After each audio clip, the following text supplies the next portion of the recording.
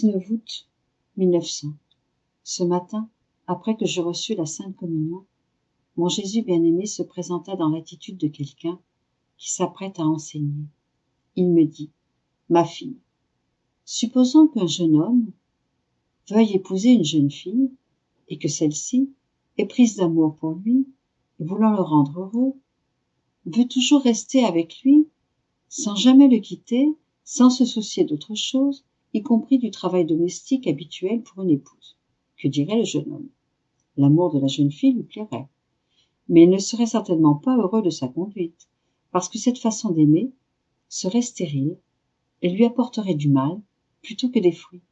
Petit à petit, cet amour étrange ferait naître chez lui de l'ennui plutôt que du plaisir, parce que toute la satisfaction serait seulement pour la jeune fille.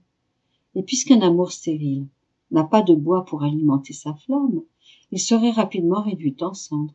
Seulement l'amour, qui donne du fruit, est durable. Ainsi se comportent les âmes qui ne se préoccupent que d'elles-mêmes, de leur propre satisfaction, de leur propre ardeur et de tout ce qui leur plaît. Elles disent que leur amour est pour moi, alors qu'il est pour leur propre satisfaction. On peut voir à leurs actes qu'elles ne se préoccupent pas de mes intérêts et des choses qui m'appartiennent. Elles vont même jusqu'à m'offenser. Ah, ma fille, l'amour qui porte du fruit est ce qui distingue les vrais amoureux des faux. Tout le reste est fumée.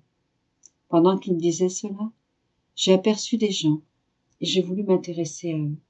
Mais Jésus me détourna d'eux en me disant, ne désire pas être sur le chemin des autres, laisse-les faire, parce que tout a son propre temps. Quand le temps du jugement viendra, ce sera le temps de discerner toutes choses.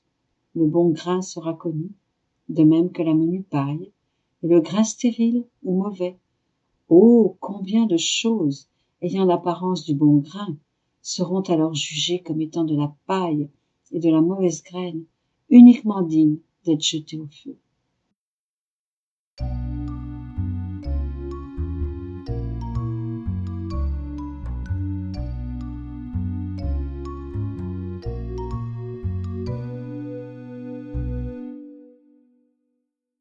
« 19 août 1908. L'âme doit semer le bien par toute sa personne. Ayant complété une méditation sur « Celui qui sème le bien récoltera le bien, et celui qui sème le vice récoltera le mal », je me demandais quel bien je pourrais cultiver en tenant compte de mon état de misère et d'inhabileté.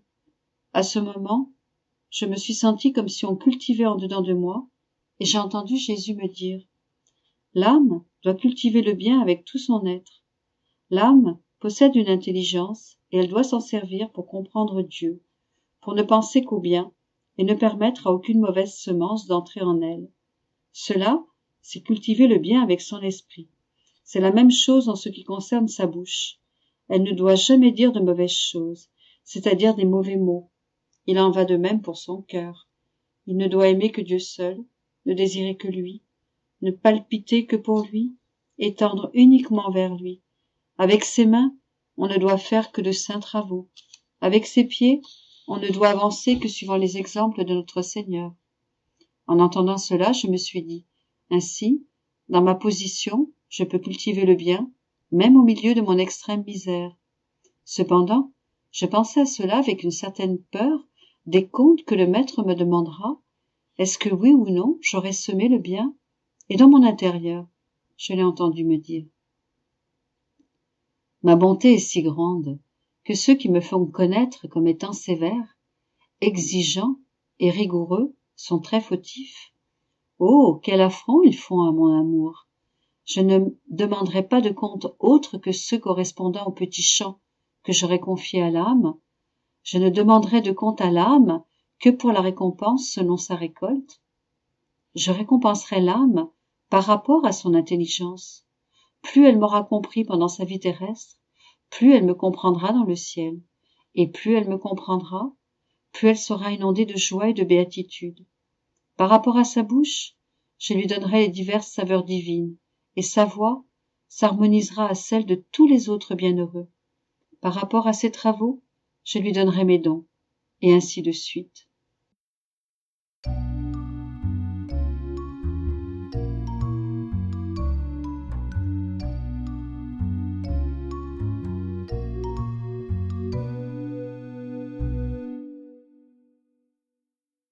19 août 1910.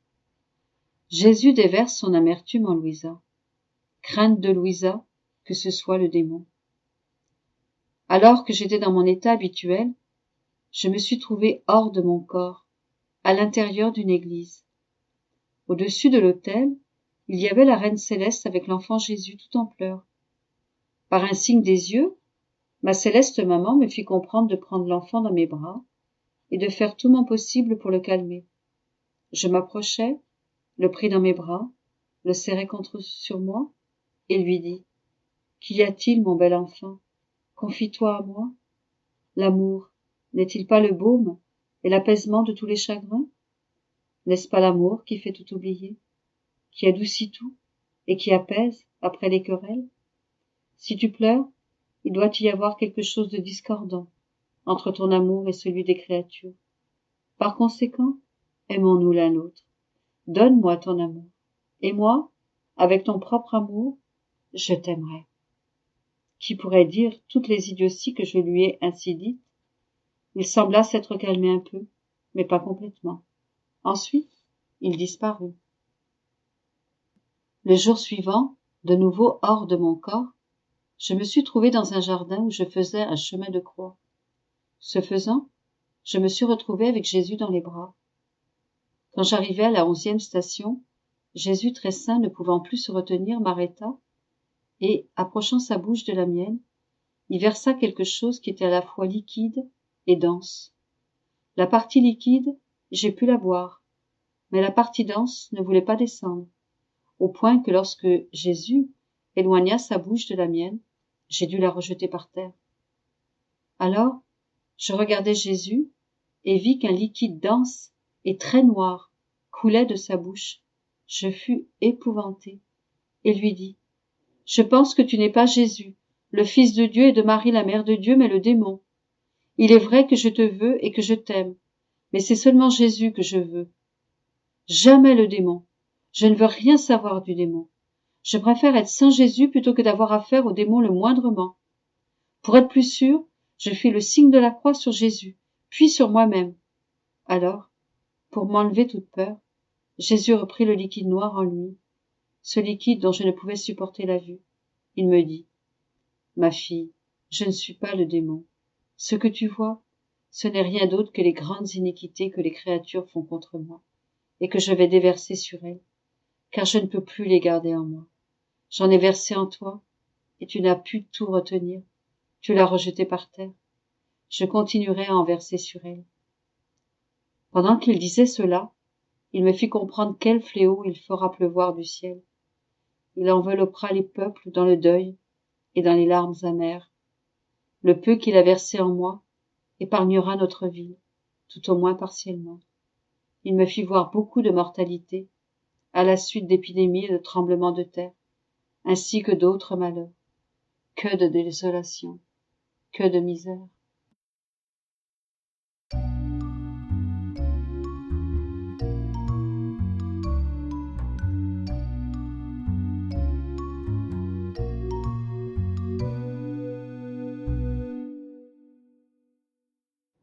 « 19 août 1918.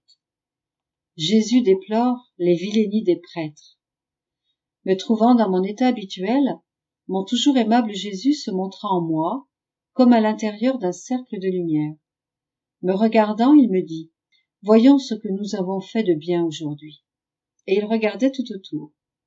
Je crois que les cercles de lumière représentaient sa très sainte volonté et que c'était à travers mon union à elle qu'il me parlait. Il poursuivit. « De toute façon, je suis fatigué de la vilainie des prêtres. Je ne peux plus en prendre. Je veux en finir avec cela.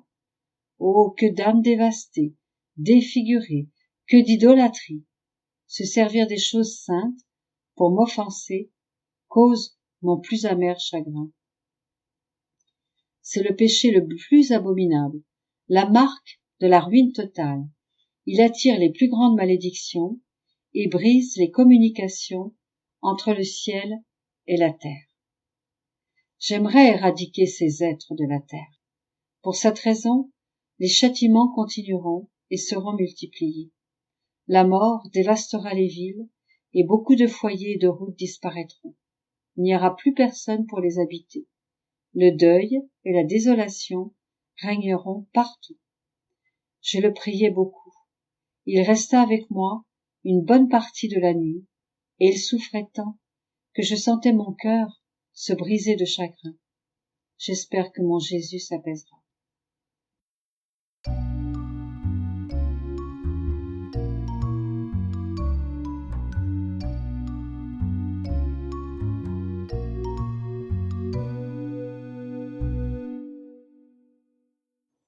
« 19 août 1922. Les souffrances infligées à Jésus par la divinité.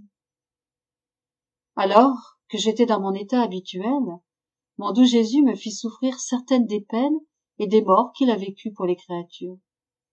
Jugeant d'après les douleurs causées par mes petites souffrances, j'imaginais combien atroces ont été les siennes. Il me dit, « Ma fille, mes souffrances sont incompréhensibles pour les humains. Les souffrances physiques de ma passion n'étaient que l'ombre de mes souffrances morales. Mes souffrances morales m'ont été infligées par un Dieu omnipotent. Pas la plus petite fibre de mon être ne pouvait y échapper.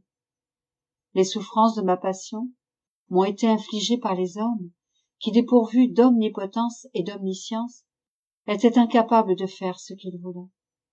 Ils ne pouvaient pénétrer toutes mes fibres internes. C'est comme si mes souffrances morales s'étaient incarnées. Ainsi, mon humanité a été atteinte d'épines, de clous, de coups de fouet, de blessures et de cruels martyrs, causant en moi une mort continuelle. Ces souffrances étaient inséparables de moi. Elles constituèrent ma vraie vie. Les douleurs physiques de ma passion étaient extérieures à moi. Il s'agissait d'épines et de clous qui pouvaient être plantés, mais qui auraient pu aussi être enlevés. La seule pensée qu'une source de douleur puisse être levée apporte soulagement. Mais concernant mes souffrances morales, il n'y avait aucun espoir qu'elles puissent être enlevées. Elles étaient si grandes que je puis dire que les souffrances physiques de ma passion étaient une source de soulagement, des baisers donnés à mes souffrances morales qui constituaient le témoignage suprême de mon amour qui débordait pour le salut des âmes. Mes souffrances externes étaient comme des voies invitant les âmes à entrer dans l'océan de mes souffrances morales pour ainsi comprendre à quel prix j'ai payé leur salut. Par mes souffrances internes que je t'ai communiquées, peut-être comprendras-tu d'une façon mitigée l'intensité des miennes. Prends courage, c'est l'amour qui m'incite à faire cela.